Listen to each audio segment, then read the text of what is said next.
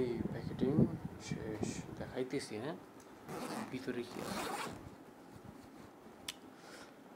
ভিতরে দেখা গেল রাজশাহীতে যখন থাকতাম ওই সময়কার জিনিসপত্র আছে। বাড়িতে ভাই মন টানতেছে, আসলাম আজকে।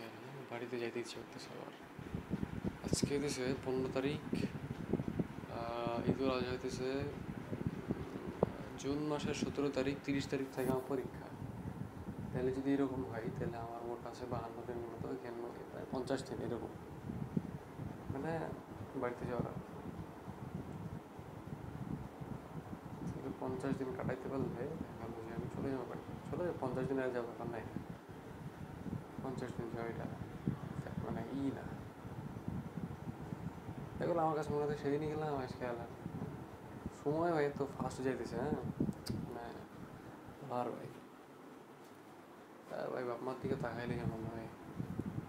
কলেজে ডাকছে, চলে আসে, আব্বু চলে এসে কলেজে।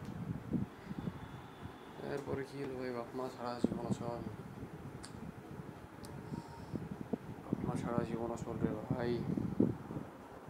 পরীক্ষায় যে কী করবো, বা ফেল করলে তো দেখা গেলো যেমন সময় শেষ।